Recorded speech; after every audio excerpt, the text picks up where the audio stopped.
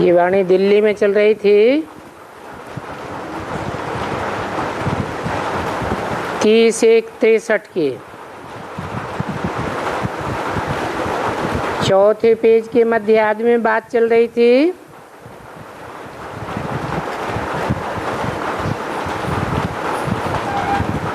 भारतवर्ष में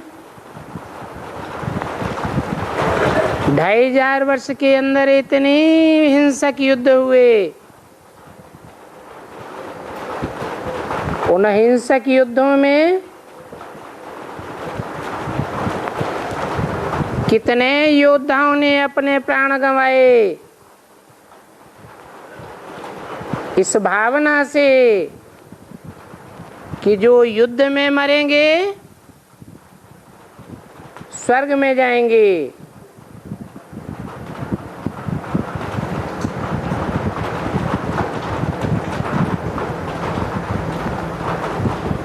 परंतु शास्त्रों में ऐसी बात सिखाई गई कि हिंसक युद्ध में मरने से कोई स्वर्ग में जाते हैं। अभी बाप बतलाते हैं ये अहिंसक युद्ध की बात है, माया की युद्ध की बात है। जो इस मायावी युद्ध में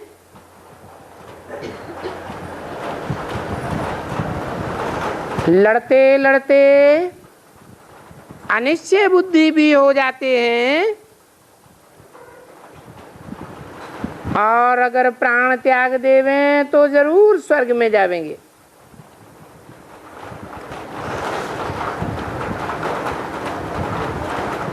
हिंसक युद्ध की बात नहीं है।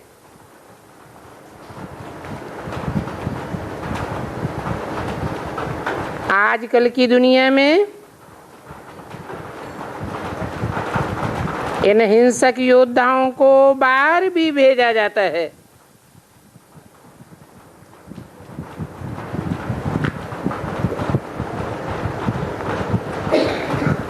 तो ऐसी भावना रखने वाले इन योद्धाओं का भी तो कल्याण होना चाहिए।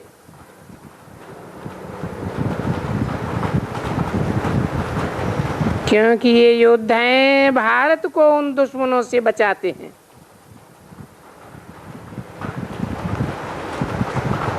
उन माया के दुश्मनों से तो नहीं बचा सकते हैं।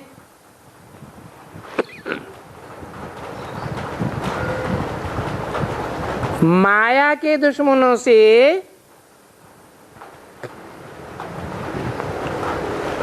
या कहें कि माया रूपी जो दुश्मन हैं उनसे तो बाप ही बचा सकते हैं।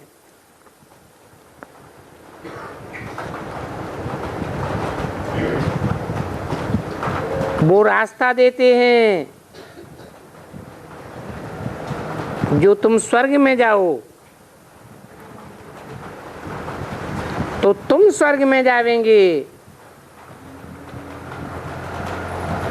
परंतु वो हिंसक योद्धा हैं, कैसे जावेंगे? बाबा कहते हैं कि बच्चे और कुछ नहीं समझ सकते हो तो भला ये बात तो याद करो,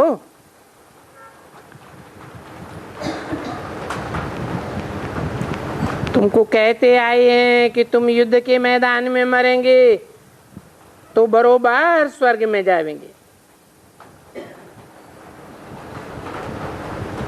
अभी बाप इनका अर्थ कह देते हैं, मन मना भव मध्याजी भव। तो बताओ कैसे पहुंचेंगे स्वर्ग में? याद करो अपने बेहद के बाप को, तो बाप से जरूर स्वर्ग का वर्षा मिलेगा। और बाप से कौन सा वर्षा मिलेगा? बाप से जरूर वर्षा मिलना होता है ना। तो बाप कहते हैं बच्चे मुझे याद करो। मन मना भव अर्थात बुद्धि का योग मेरे से लगाओ। और ये बात सबके लिए है।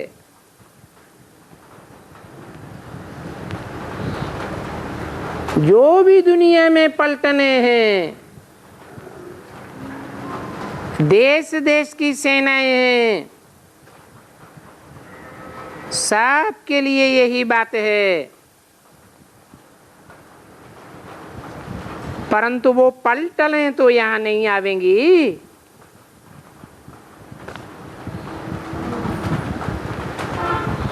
ये अहिंसक युद्ध का ज्ञान तो सिर्फ भारतवासियों के लिए है। वास्तव में है तो सबके लिए।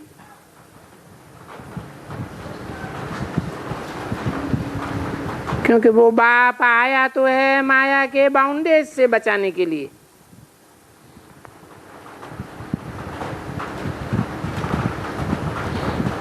तो कहते हैं अच्छा, इन हिंसक योद्धाओं को भी का भी तो कल्याण होना चाहिए। ये बेचारे यहां सुनने के लिए थोड़े ही आवेंगे। और सुनना तो सबको चाहिए ना।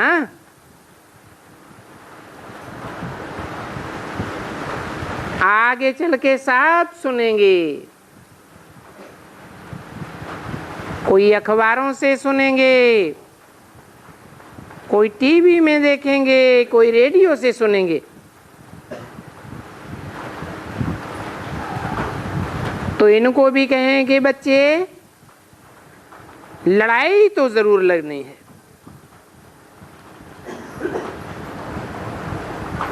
ये गीता हम वहां भेज देते हैं।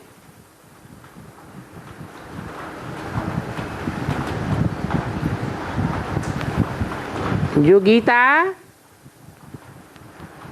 तांबे आदि में भी छपा के निकली है। लड़ाई लगी है ना।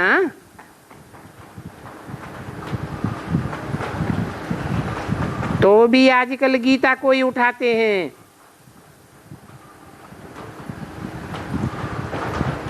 तो वहां भेज देते हैं कि लड़ाई वालों के पास ये गीता सुनावे। अब ये लड़ाई वाले गीता तो सुनते आए हैं ना। लड़ाई वाले भी सुनते आए हैं, मनुष्य भी सुनते आए हैं। और लड़ाई तो क्या है गीता में। मनुष्य गीता का पाठ सुनाते हैं। बड़े बड़े धुरंधर विद्वान बैठकर गीता का पाठ करते हैं।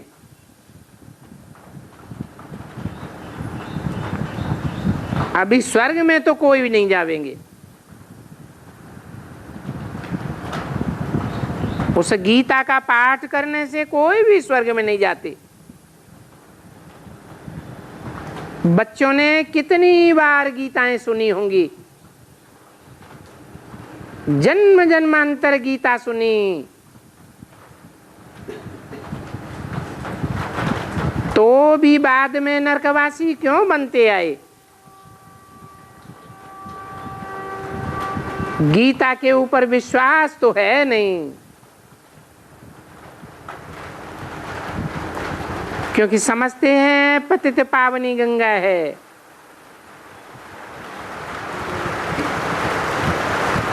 तो गंगा पतित पावनी है या ज्ञान की गीता पतित पावनी है। क्योंकि ज्ञान तो गीता में ही है। वो हुआ गीता ज्ञान, अथवा उसे ज्ञान गंगा कहें। और वो तो है पानी की गंगा। तो सूत ज्ञान का बहुत मुझा हुआ है। कोई एक तरफ जाते हैं, साधु संत महात्मा भी वहां जाते हैं। जबकि गीता में ज्ञान है स्वर्ग में जाने का, तो फिर ज्ञान को ही पकड़ना चाहिए ना। फिर वहां गंगा पर क्यों जाते हैं? परंतु नहीं, वो तो ज्ञान का सागर बाप आते हैं।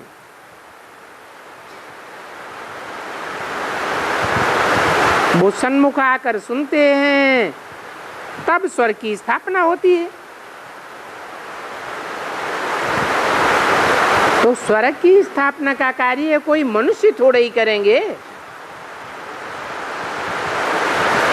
और फिर वो गीता तो कोई काम की नहीं है जिसमें कृष्ण का नाम डाल दिया है। उन्होंने तो लिखा हुआ है कृष्ण भगवान वाच।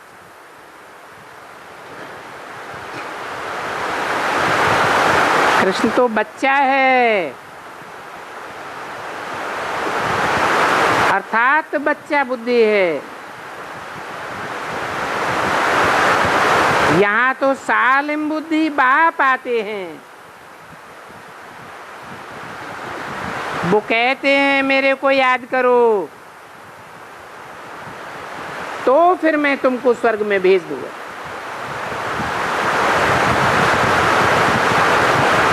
तो वापस जरूर जाना पड़े। ये गाइड आया है, वो गाइड बोलते हैं बच्चे, जब स्वर्ग की स्थापना होती है तो इस नरक से तो सबको वापस जाना पड़ता है। जानते हो ना कि बरोबर लिखा हुआ है, मच्छरों के मुआफिक मनुष्य तो नहीं उड़े, मच्छरों के मुआफिक आत्माएं वापस भागी। तो कहाँ वापस भागी? एक ने सबको मुक्ति दे दी, जिसके लिए भक्त लोगों ने आधा कल्प भक्ति की है। तो भक्तों ने किसके लिए भक्ति की है? भगवान से मिलने के लिए, यानी इस दुख की दुनिया से वापस जाने के लिए। कहते हैं ना, भगवान ने हमको यहाँ दुख भोगने के लिए क्यों भेजा? जिसको परमपिता परमात्मा कहते हैं, उसको क्या पड़ी थी जो सबको दुख में भेज दिया? अभी उन विचारों को पता तो पड़ता नहीं है कि ये दुख क्यों बढ़ता जाता है, अथवा कहें बाप ने क्यों दुख दिया। अब बाप तो दुख नहीं दे सकते हैं, परंतु उन विचारों को तो पता ही नहीं है कि बाप तो सुख का सागर गाया हुआ है। अब अनेक गुरु हैं, अनेक उनके नाम हैं, फलाना फलाना। अभी बाप आकर कहते हैं, ये जो अनेक धर्म गुरु हैं, मनुष्य गुरु हैं, इन सब को छोड़ दो। ये वेद, ये ग्रंथ, शास्त्र वगैरह, ये तुम्हारी बुद्धि को बिल्कुल ही मुझाए देते हैं और मुझाए दिया है। इतना बुद्धि मुझी हुई है जो बात मत पूछो। एक दम घोर अंधियारे में डाल दिया। अभी बाप आ गया है और लड़ाई भी सामने खड़ी है। कभी भी कोई से पूछेंगे तो बोलेंगे कल्प की आय तो अभी बहुत लंबी है। अभी तो ये कलयुग रेगड़ियां पहन रहा है। अभी तो 40,000 वर्ष पड़े हुए हैं। ऐसी ऐसी बातें सुनाकर विचारों को घोर अंधियारे में डाल दिया।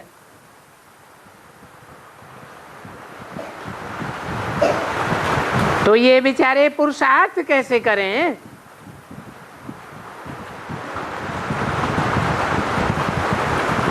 अभी वो बाप बोलते हैं कि हम इन मनुष्यों को कैसे समझावें। ये तो मनुष्य है ना।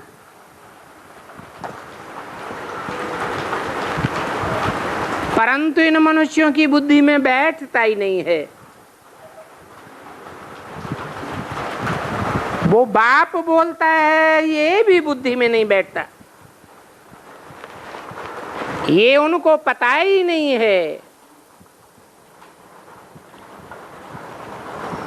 30-1-63 की वाणी का 5वां पेज। ये तो इसने एकदम नई गीता बनाई दी। कल्प की आयु, ये कृष्ण, ये सब बातें तो बैठ करके गीता का खाना खराब करना चाहते हैं।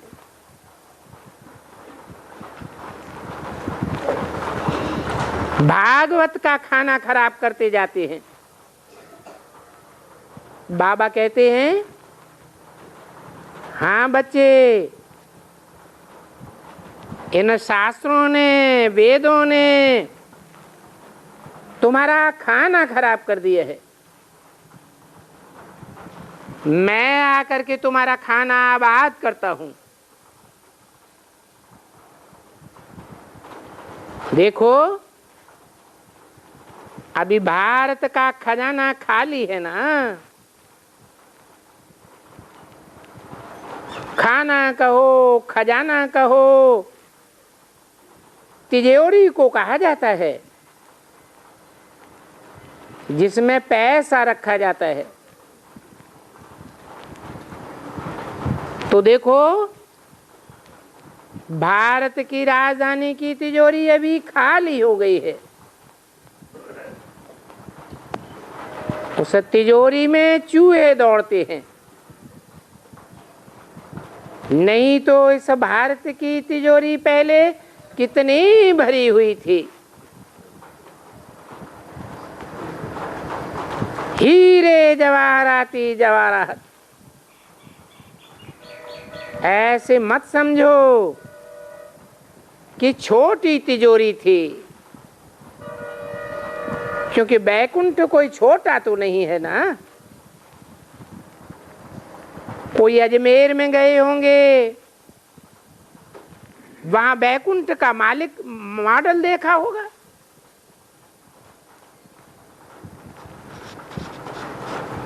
जिसको सोने की द्वारिका कहा जाता है।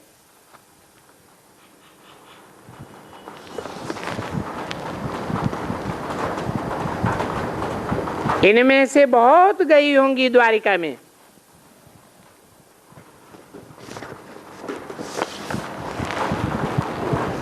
मॉडल तो छोटी ही होती है ना,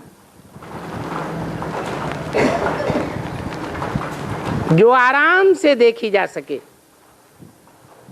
बहुत बड़ी नहीं होती है। अभी देखो रेल कितनी बड़ी है, और रेल की मॉडल बनाएंगे तो छोटी ही बनाएंगे। कोई इतनी बड़ी रेल तो नहीं बनावेंगे ना।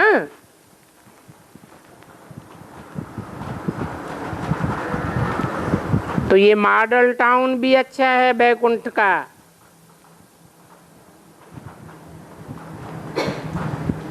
देखने के लिए वहां सोने के ही महल बनते थे। उनमें नंबरवार पुरुषार्थ अनुसार हीरे मोती रतन जड़े होते थे। जैसे यहाँ एक साहूकार आया तो देखो कितना बड़ा बड़ा बनाते हैं। ये राधा स्वामी लोग कितना खर्चा करके क्या क्या बनाते रहते हैं।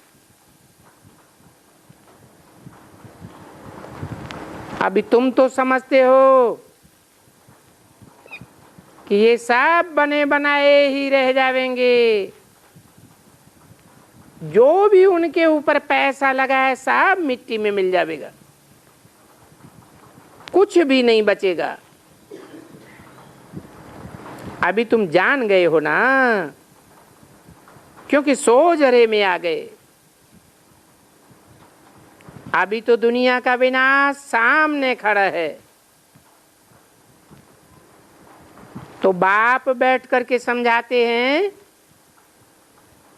कि अभी तुम बच्चे तो जान गए, जाग गए, और वो बेचारे तो सोए हुए पड़े हैं।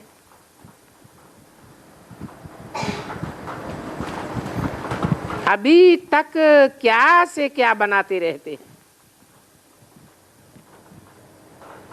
प्लान्स बनाते रहते हैं और 30-30 बरस के लिए लोन, 20-20 बरस के लिए लोन लेते रहते हैं। और तुम बच्चे तो समझते हो ये लोन फोन काहे का। ये सब तो मुट्ठी में मिल जाएगा।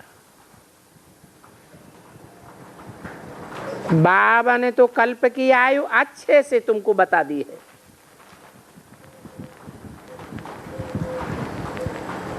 कल्प की आयु सिवाय उस बाप के कोई बता ही नहीं सकता, कोई भी दूसरा समझा ही नहीं सकता। तो अभी वो बात समझाते हैं बच्चों को कि हे बच्चे, ये नया युग भारत में ही होता है और उसमें नया भारत होता है।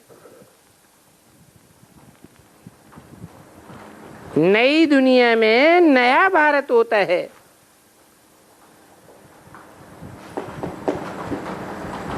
नई दुनिया में न नया बौद्धी खंड होगा, न इस्लामी खंड होगा, न क्रिश्चियन खंड होगा। अभी तो जो उसमें नया था और अब वो भारत पुराना हुआ है।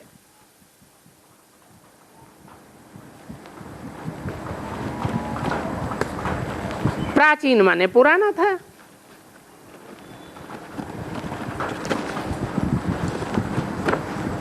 पुराना हुआ, अब भारत ही फिर नया बनेगा।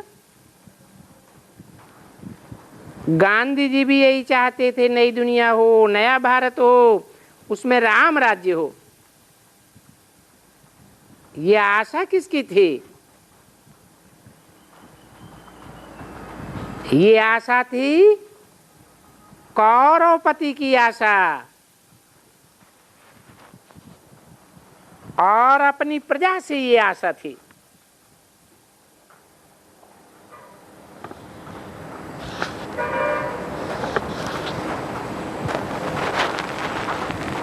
गाया जाता है ना, कौरव और पांडव। पांडवों की तो कोई राजधानी थी ही नहीं, बिल्कुल ही नहीं थी। कौरव पांडव आपस में भाई भाई ठहरे, यानी दोनों भारतवासी थे। अभी पांडवों की तो कौरवों से कोई लड़ाई है नहीं। यहां हिंसक लड़ाई की तो बात ही नहीं है। और ये पांडव तो हैं ही पंडे के बच्चे, जिन पांडवों की तरफ साक्षात स्वयं परमपिता परमात्मा है। और ये पांडव कितने हैं? कहते हैं 5 पांडव, अर्थात उंगलियों पर गिने जाने योग्य।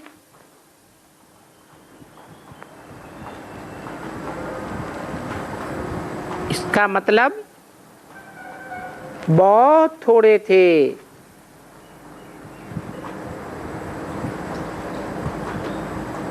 फिर कह देते हैं अंधे, अंधे की औलाद अंधे और सज्जे की औलाद सज्जे।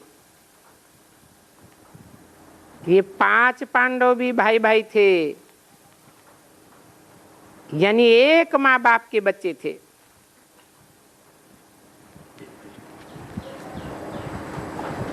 अभी यहां वो कोई बात तो है नहीं। अभी देखो,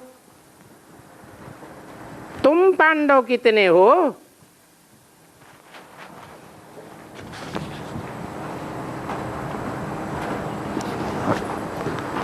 कितने बच्चे हो?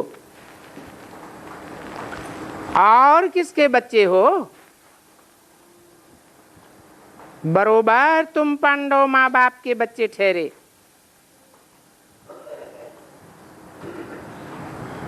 और पंडा कहा ही जाता है रूहानी बाप को, जिसके बच्चे पांडव। तो अभी देखो तुम्हारी बुद्धि क्या कहती है और वो गीता क्या कहती है। थोड़ी बुद्धि तो लड़ाओ। कहां की बात कहां ले गए हैं। और वो गीता सुनाई कब?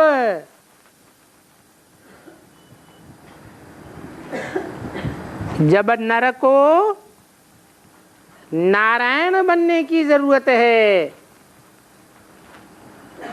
नर मनुष्य को कहा जाता है।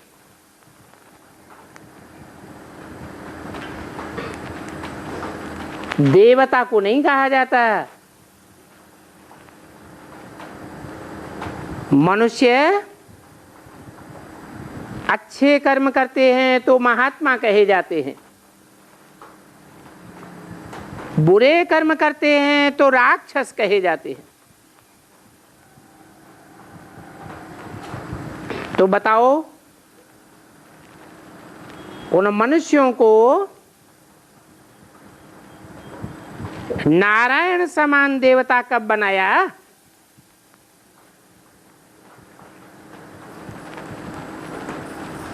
नारायण का राज्य तो सतयुग में दिखाते हैं। तो सोचना चाहिए गीता कब सुनाई होगी। और उन्होंने ठोक दिया द्वापर में। द्वापर में अगर गीता सुनाई तो क्या पापी कलयुग की स्थापना की?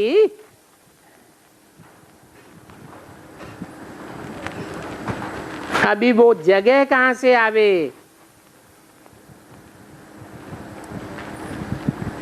कोई सोचे फिर क्या द्वापर में ही आएंगे गीता सुनाने के लिए? फिर क्या होगा?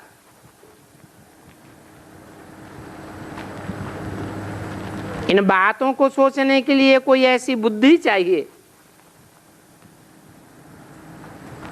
अभी तो तुम देखते हो कि गीता बाबा सुना रहे हैं। जैसे और धर्म पिताएं आए, उन्होंने कोई अपना धर्म ग्रंथ बैठ करके नहीं लिखा।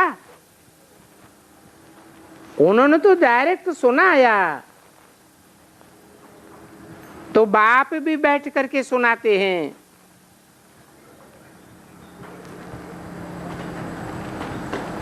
कब सुनाते हैं? जबकि भारत पुराना होता है, महान दुखी हो जाता है, बिल्कुल ही कंगाल बन गया है।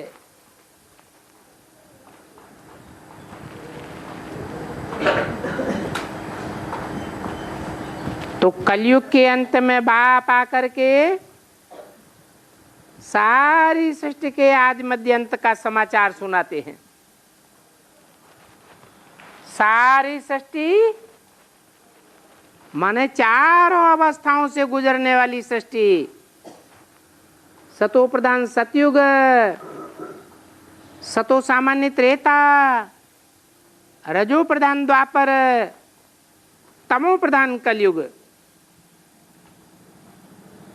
सारी सृष्टि का समाचार सुनाते हैं। और कहां से आकर सुनाते हैं? एकदम ब्रह्मांड से आकर के सुनाते हैं। जहां तुम आत्माएं अंडे मिसल रहती हो, जैसे चींटियों के अंडे होते हैं ना, कितने छोटे होते हैं, तो तुम आत्माएं भी अति सूक्ष्म अंडा हो। तुम भी नंबरवार ब्रह्मांड से आई हो। और ब्रह्मांड किसको कहा जाता है? ये तो कोई भी विद्वान पंडिताचार्य नहीं जानते। उसका नाम ब्रह्मांड क्यों रखा?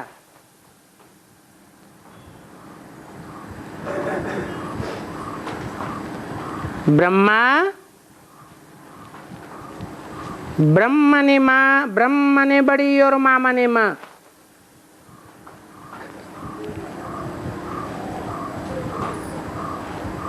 बड़ी माँ को ही ब्रह्मा कहा जाता है। तो जरूर उस माँ के पेट में अंडे बच्चे होंगे ना।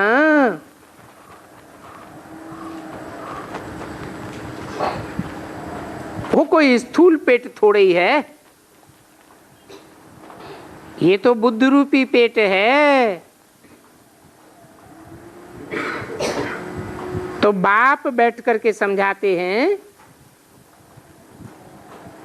ये ब्रह्म महत तत्व है।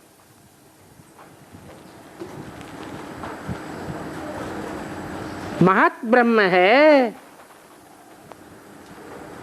जिसको शास्त्रों में बोला है, गुरुर् ब्रह्मा गुरुर्विष्णु गुरुर्देवो महेश्वर, गुरु साक्षात महत ब्रह्म परम ब्रह्म, तस्मै श्री गुरुवे नमः।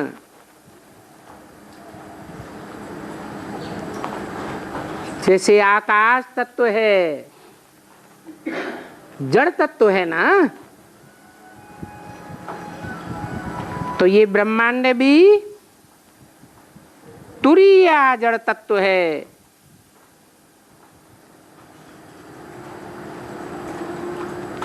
जहां से तुम बच्चे जन्म लेते हो,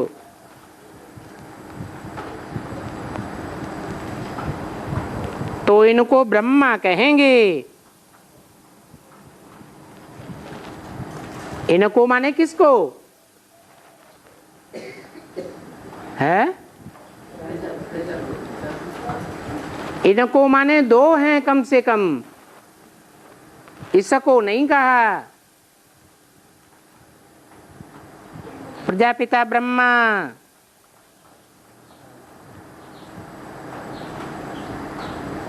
और इनमें भी,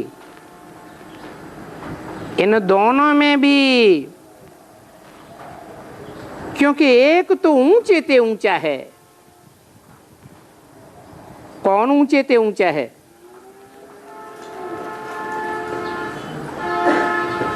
ब्रह्मा और प्रजापिता ब्रह्मा में कौन ऊंचे ते ऊंचा है?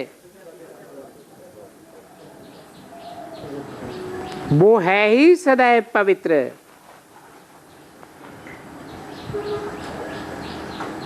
इसको तो कलयुग कहा जाता है। इसको कहते हैं पतित भूमि। सबको पतित ही कहा। पतित आकाश, पतित सारे तत्व, पृथ्वी, जल, वायु, अग्नि, सब पतित।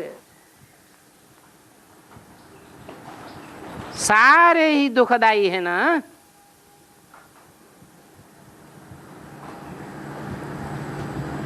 तो वो ब्रह्म तत्व जिसमें हम अंडे मिसल आत्माएं रहते हैं, वो तो कभी पतित नहीं होता।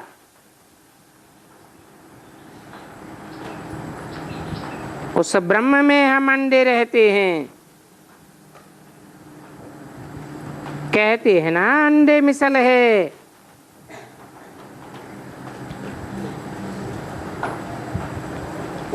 इसमें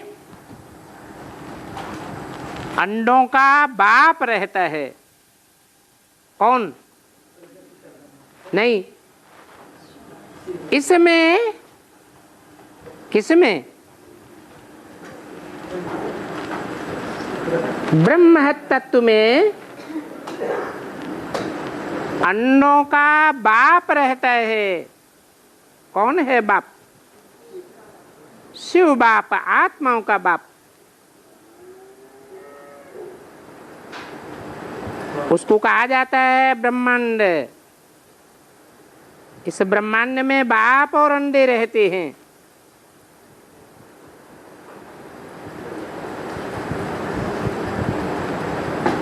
उस ब्रह्मांड को रहने के स्थान को कह देना कि वो रहने का स्थान बाप है, ये रहने का स्थान ईश्वर है, ये तो बड़ी भारी भूल है।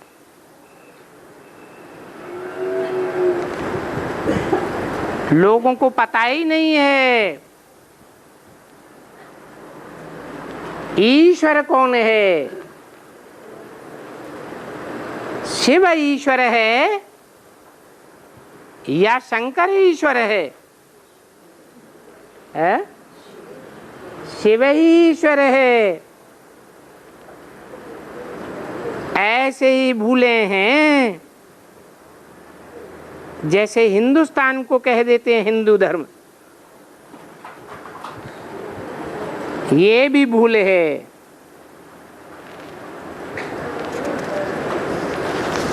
समझने वाले भी गरीब निवाज।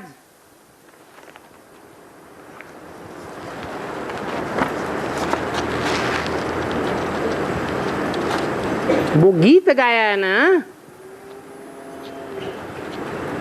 आखिर वो दिन आया आज, जिसको तुम बच्चे जानते हो। 30-1-63 की वाणी का 6ठा पेज। इनको पढ़ाते होंगे। अभी कैसे पढ़ाते हैं वो तो वो जाने।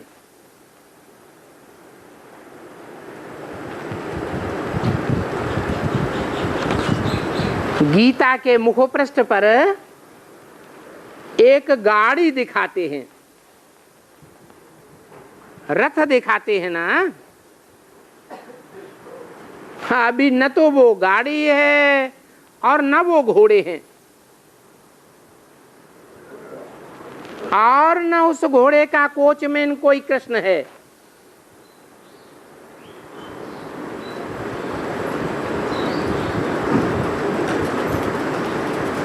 और नहीं उस गाड़ी में पिछाड़ी में बैठा हुआ कोई सेठ साहब है। शास्त्रकारों ने किसको बैठा दिया है? अर्जुन को सेठ बना के बैठा दिया। और आगे ड्राइवर बैठा है, पिछाड़ी में सेठ बैठा है। सेठ को ड्राइवर ले आया युद्ध के मैदान में। कैसी कैसी बातें बता दी हैं, बात मत पूछो।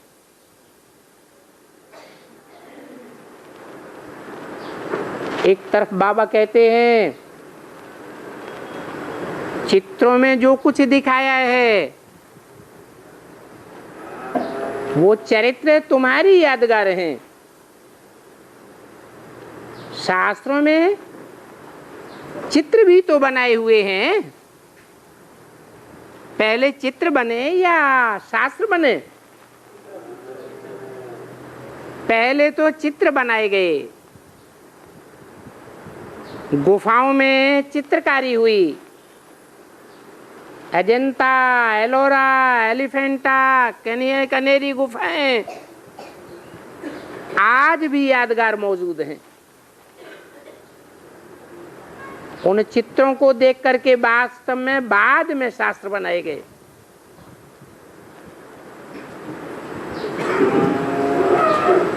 तो बाप कहते हैं भक्ति मार्ग में जो कुछ है उसकी असली यादगार कहाँ होती है?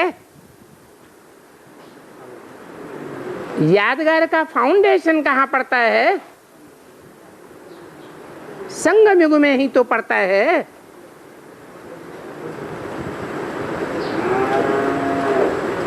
तो गाड़ी क्या है? ये शरीर रूपी रथ ही गाड़ी है। और शरीर रूपी रथ में जो रथी अर्जुन दिखाया है वो सद्भाग्य का अर्जन करने वाला दिखाया है।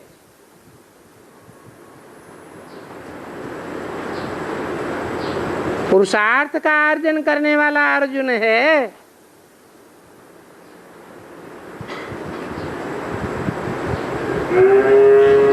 इंद्रियां घोड़े हैं।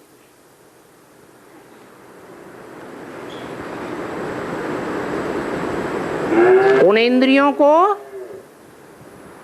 कंट्रोल करने वाला भगवान बैठा हुआ है।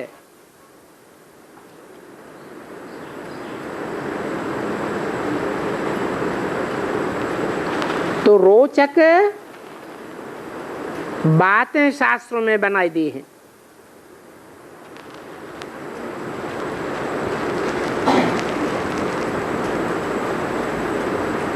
ऐसी ऐसी रोचक बातें बनाई हैं जो बात मत पूछो।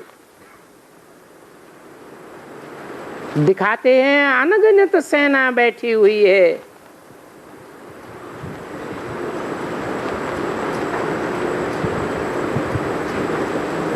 अब उस सेना के बीच में बैठ करके कभी किसी को राजयोग सहयोग की नॉलेज दे सकेंगे क्या? जिससे नर से नारायण बनेंगे, नारी से लक्ष्मी बनेंगे, या देवी देवता धर्म की स्थापना होगी? क्या किंगडम स्थापन हो जाएगी?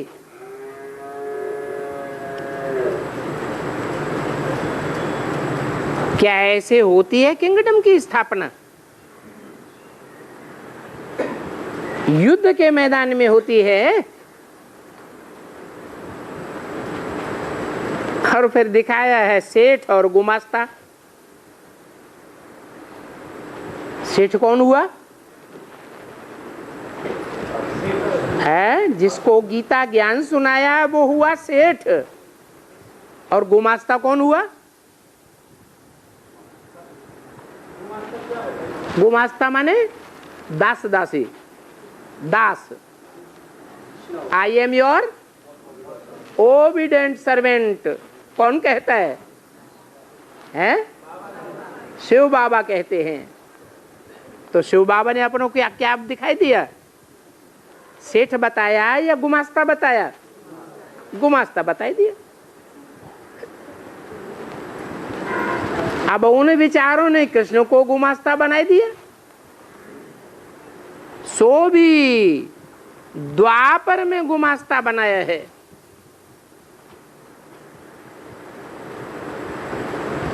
अभी द्वापर में ये बात ही कही है, कहाँ? द्वापर के बाद फिर स्वर्ग कैसे आ सकता है? द्वापर तो है ही द्वैतवादी दुनिया,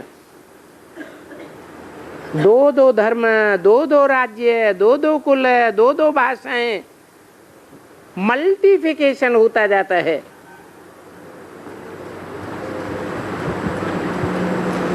तो द्वापर के बाद स्वर्ग आवेगा या और ही दुनिया नरक बनेगी?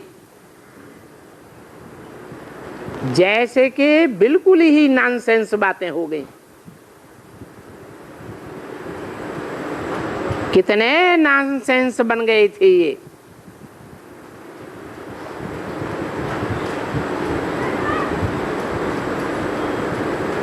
ये खुद देखो कितने सेंसिबल थे। कब है? कौन? ये लक्ष्मी नारायण सतयुग में कितने सेंसिबल थे और 84वें जन्म में कितने नॉन सेंसिबल मनुष्य बन जाते। इसको कहा जाता है स्वर्ग से कितना नरक बन जाता है। कितना हम जो देवता थे सो कितने असुर बन जाते हैं। और असुर बनाया किसने? कहेंगे माया ने असुर बनाई दिया। अंग्रेजी में कहा जाता है ना, गॉड इज ओमनीप्रेजेंट, सर्वव्यापी है। ऐसे तो नहीं कहते हैं कि राम ओमनीप्रेजेंट है।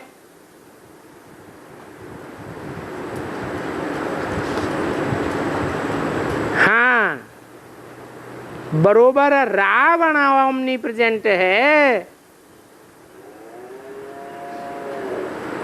भगवान कोई ओमनीप्रेजेंट नहीं है। तो क्या साबित हुआ है?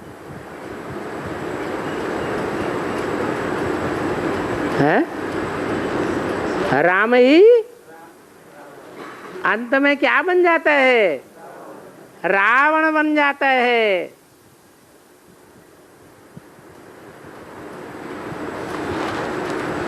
कोई तो द्वापर के आदि में ही पतित बन जाते हैं। कौन से धर्म की आत्माएं होंगी? जो द्वापर के आदि में ही पतित बन जाती हैं, ऊपर से आने वाली आत्माएं उनमें प्रवेश कर जाती हैं। ऊपर से आने वाली आत्माएं कमजोर में प्रवेश करेंगी या पावरफुल में प्रवेश करेंगी? कमजोर आत्माओं में प्रवेश करती हैं। वो इस्लाम धर्म की आत्माएं जो इस्लाम धर्म में कन्वर्ट होती हैं, वो क्यों पहले पतित बन जाती हैं? इसका कारण क्या है?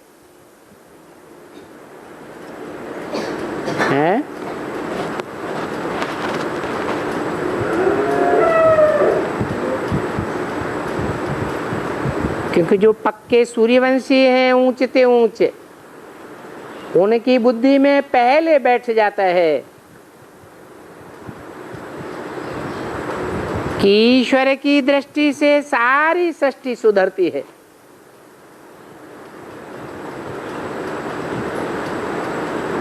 भगवान जिस तन में प्रवेश करता है, उस तन की इंद्रियों के संग के रंग से सारे सृष्टि का सुधार होता है।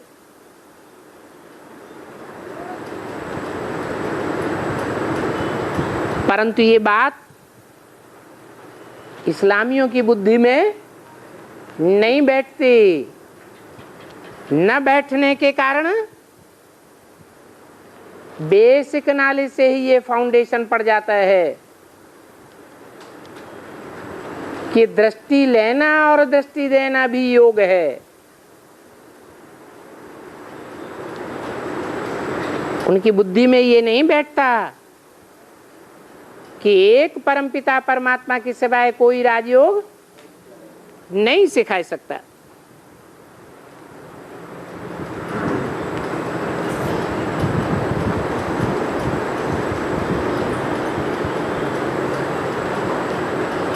तो भगवान सर्वव्यापी है। भक्ति मार्ग में सारी दुनिया की बुद्धि में ये बात बैठ जाती है, बैठती है या नहीं? तो संगम युग में इसकी शूटिंग भी होती होगी या नहीं होती होगी? कैसे होती है और कब होती है? हैं?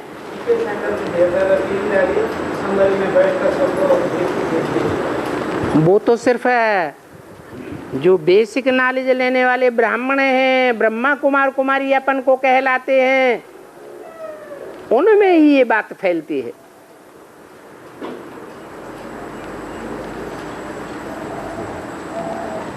एडवांस वाली आत्माओं में तो ये बात नहीं फैलती।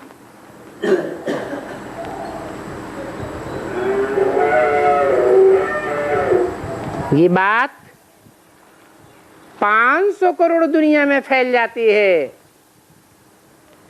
सिर्फ ब्रह्मा कुमार कुमारियों की बात नहीं है। तो इसकी शूटिंग कब होती है, रिहर्सल कब होती है, कब? 76 से होती है, 37 से होती है।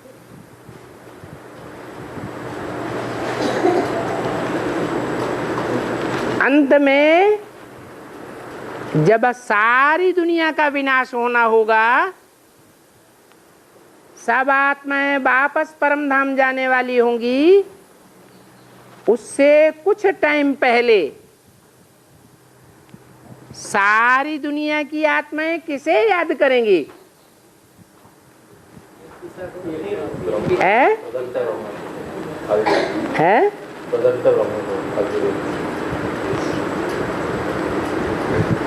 जिसको याद करेंगी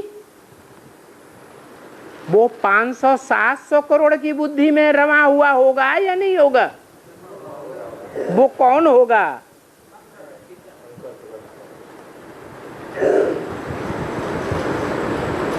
राम वाली आत्मा होगी या कोई दूसरी आत्मा होगी? तो सबकी बुद्धि में एक ही बात व्याप्त हो जाएगी। जो कलयुग अंत में मुसलमान लोग भी कहने लगते हैं खुदा जर्रे जर्रे में है। जो पहले मानते थे खुदा अर्श में रहता है, फर्श में नहीं आता।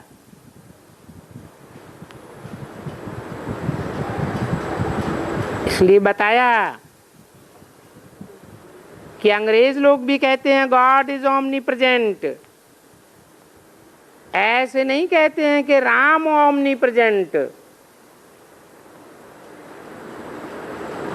क्या रहस्य हुआ है?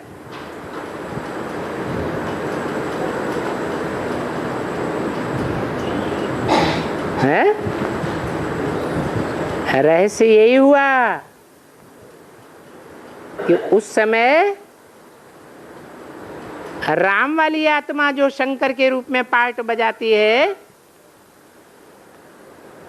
वो ही सारे संसार के दिमाग में छा जाती है।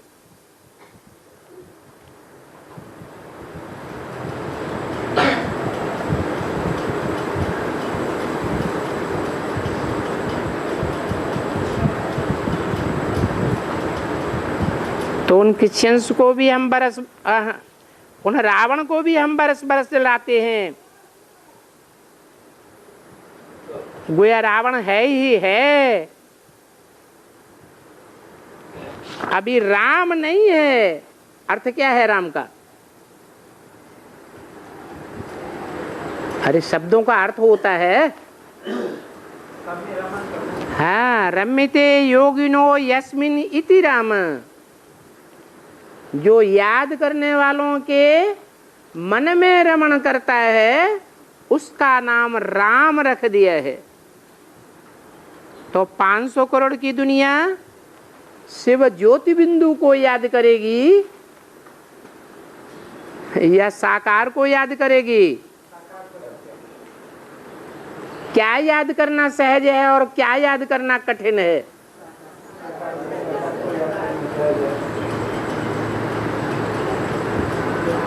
अभी राम है नहीं, है या नहीं है?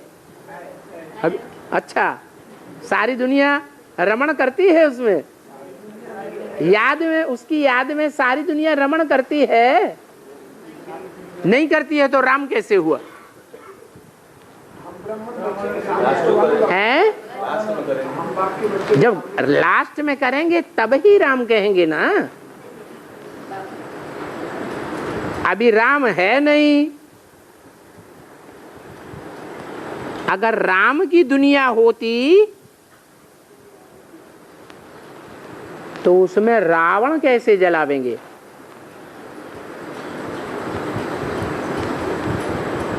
रावण कहां से जलावेंगे? अभी तो रावण है। ये भारतवासी, ये बड़े बड़े राष्ट्रपति भी उनको देखने के लिए जाते हैं कि न रावण को जलाते हैं।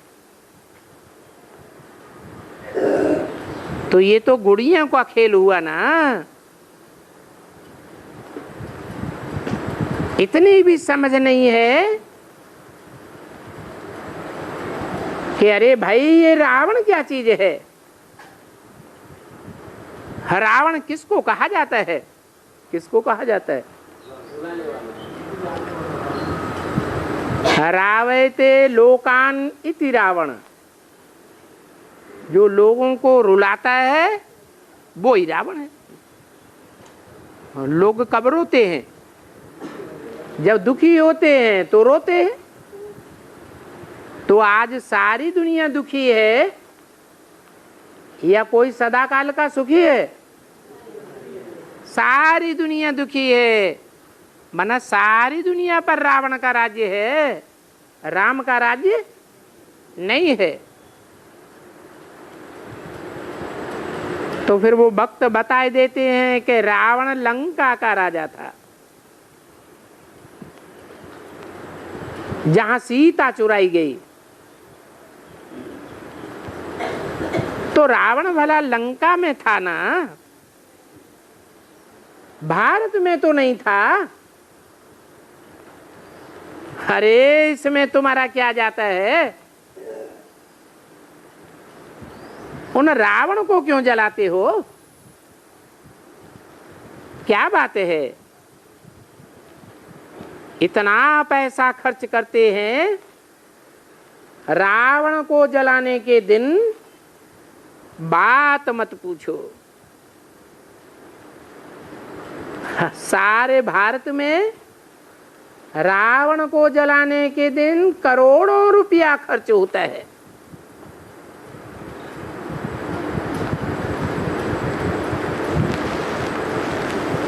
वास्तव में करोड़ों की भी बात नहीं, अरबों रुपया खर्च करते हैं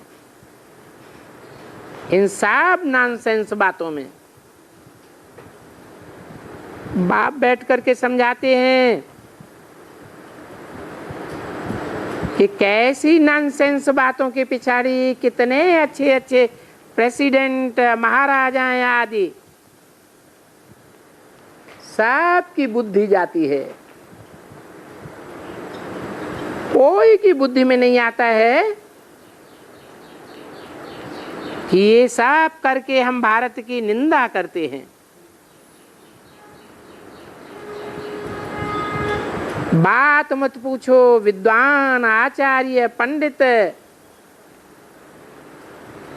चंदा करके कितना पैसा लूटते रहते हैं।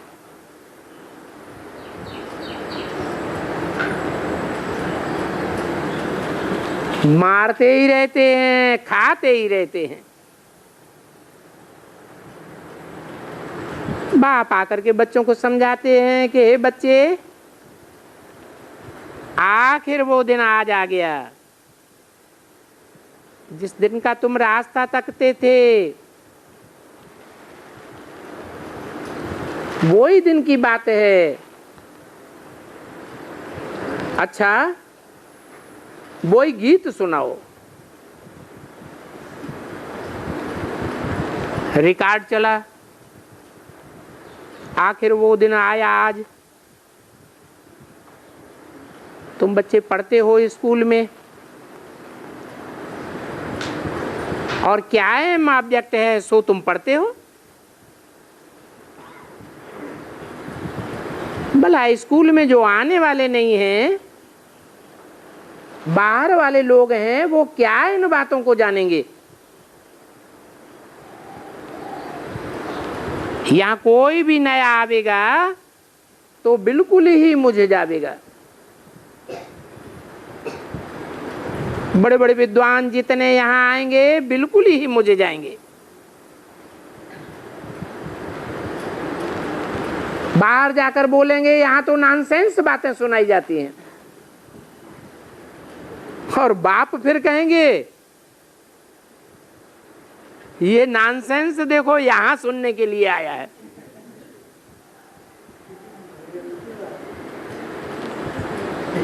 इसलिए गाया जाता है कि पहले पहले जो इनको बीमारी है 5 विकारों की, और जो बीमारी है शास्त्रों की, इन सब से निकालने के लिए 7 रोज इनको भट्टी में डालना पड़े, तब इनको यहां का रंग चढ़े। जो कचड़ पट्टी है, जो भूसा है, वो निकले। इस कचड़ पट्टी को भूसा कहा जाता है।